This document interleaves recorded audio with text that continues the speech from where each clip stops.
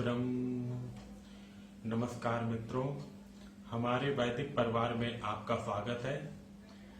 श्री वेद भाष्यकार श्री स्वामी शरण जी के मुख से वेद मंत्रों की सरल और प्रमाणिक व्याख्या सुनने के लिए हमारे YouTube चैनल को अधिक से अधिक लोगों तक पहुंचाएं, सब्सक्राइब करें, जिससे वेदों का प्रकाश घर घर तक पहुंच सके।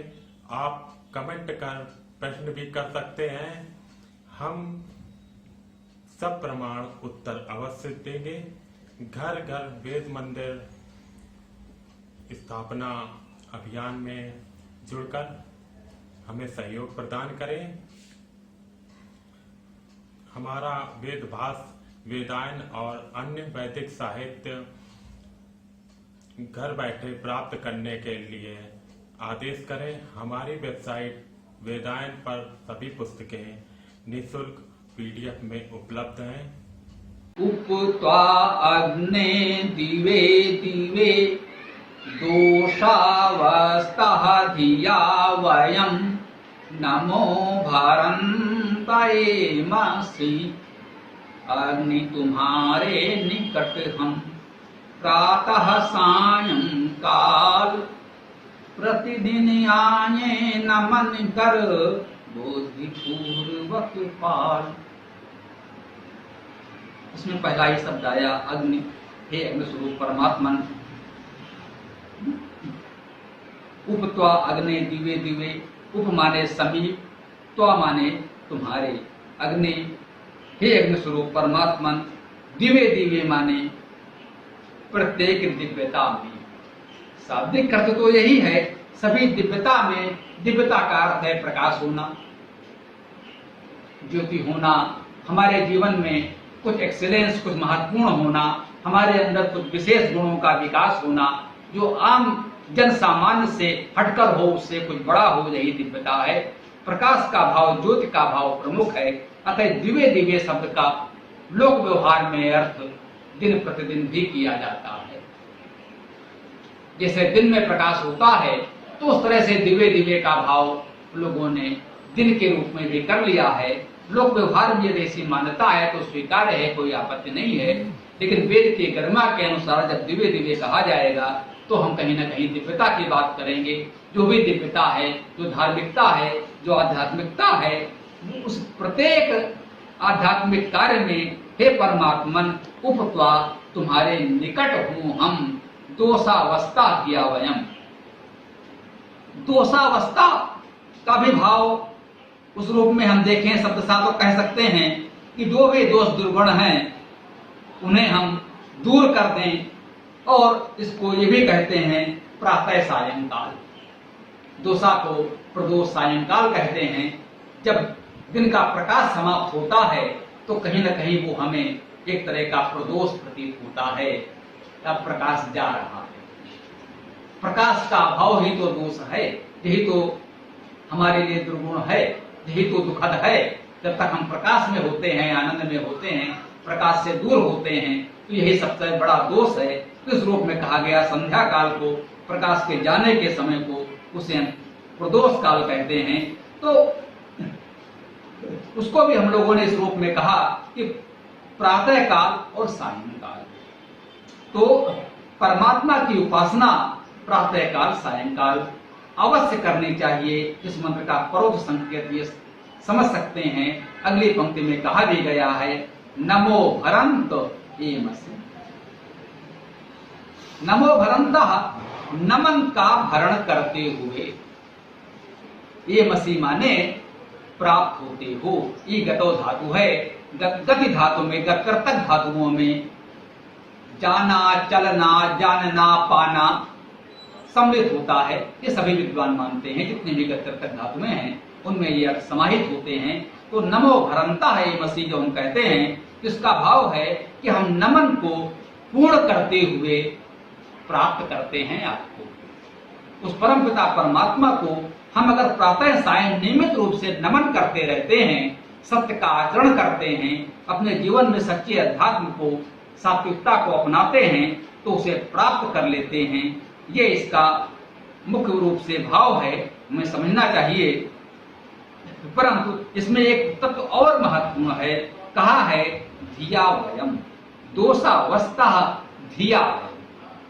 हम प्रत्येक दिव्यता में परमात्मा का यजन करें, नमन करें, स्तुति करें, प्रातः सायंकाल करें, बहुत अच्छी बात है, लेकिन करें तो कैसे करें? वो कह रहा है धिया वयम, हम सब बुद्धिपूर्वक ऐसा करें।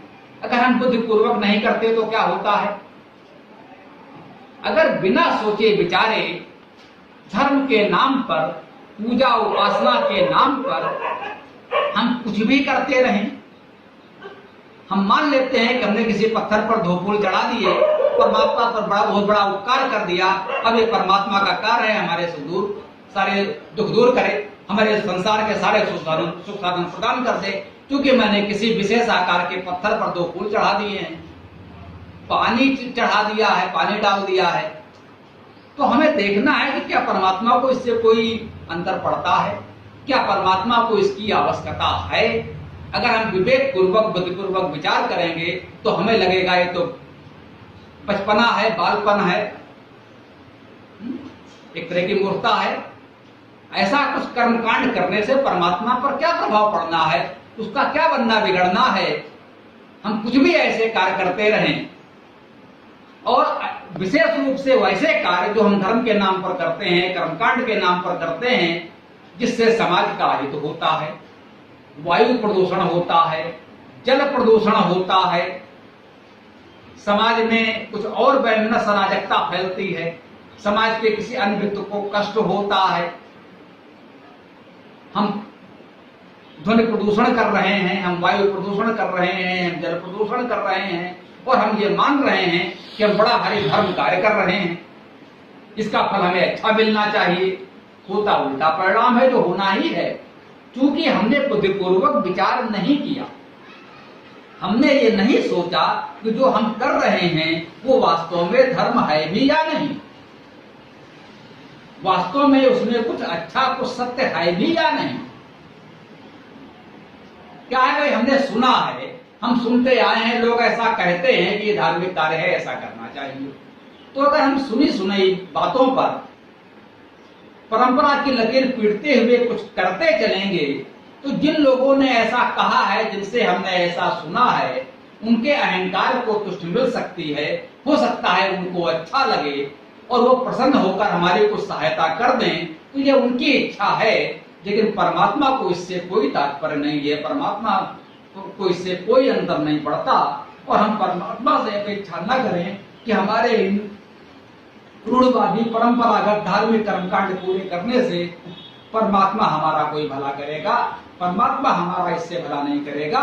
परमात्मा का सामिप्य प्राप्त करना है, परमात्मा का सानिध्य प्राप्त करना है, परमात्मा के साथ जुड़ना है, तो हमें क्या करना होगा?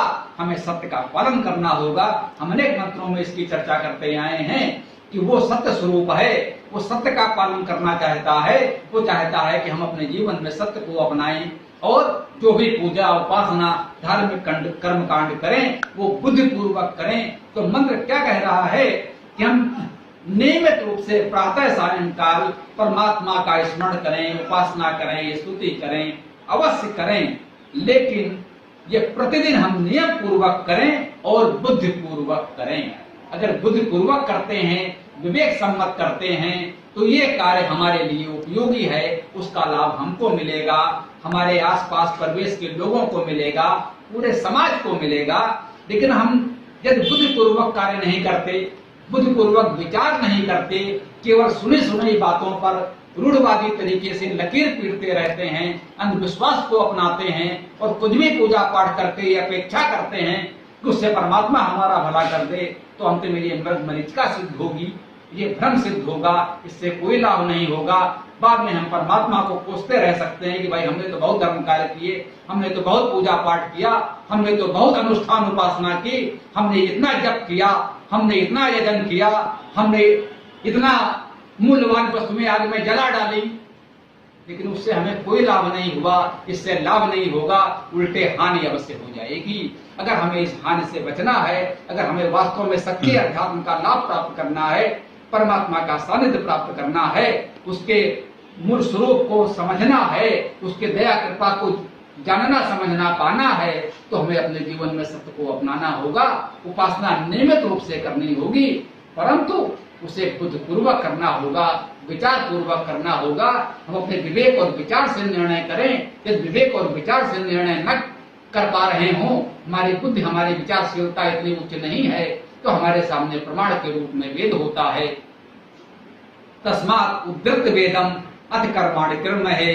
तो होना यही चाहिए कि जब भी कोई भ्रम हो, कोई संशय हो कि ये कार्य उचित है या नहीं, ये कार्य हमें करना चाहिए या नहीं, तो हमें वेद को देखना चाहिए। यदि वेद उस कार्य के करने को अच्छा कहता है, वेद उस कार्य के करने का आदेश देता है, तो हमें अवश्य करना चाहिए। यदि वेद उस कार्य का निषेध करता है, तो हमें बिल्कुल नहीं करना चाहिए। यदि वेद उस विषय में कुछ नहीं कहता है, कोई उसमें स्पष्ट दिशा निर्देश नहीं है, तो समझ ले हमें देश काल की परिस्थिति के अनुसार, जो भी हमारे सामने देश काल वातावरण है, जो परिस्थिति है, उसके अनुसार हमें अपने विवेक से अपने और समाज के जो प्रबुद्ध लोग हैं, गुरुजन हैं, आचार्यगण हैं, वेद के विद्वान हैं, ऋषिगण हैं, उनसे परामर्श करके उनके विचारों के अनुसार निर्णय करना चाहिए कि क्या करना उचित है, क्या करना उचित नहीं है। आइए हम लोग आज इस चर्चा को यहाँ विराम देते हैं। हमारे साथ वो मंत्र बोलेंगे। ओम यो असौ आदित्ये पुरुषः सो असौ अहम् ओम खम ब्रह्म। पूरा वीडियो देखने के लिए बहुत बहुत धन्यवाद। कमेंट में अपने विचार अवश्य दें। आपको कोई भी प्रश्न पूछना हो तो कमेंट बॉक्स पर कमेंट कर सकते हैं। डिस्क्रिप्शन में वेबसाइट का लिंक दे दिया गया है, उसमें अधिक जानकारी प्राप्त कर सकते हैं। धन्यवाद। ओम खम ब्रह्म।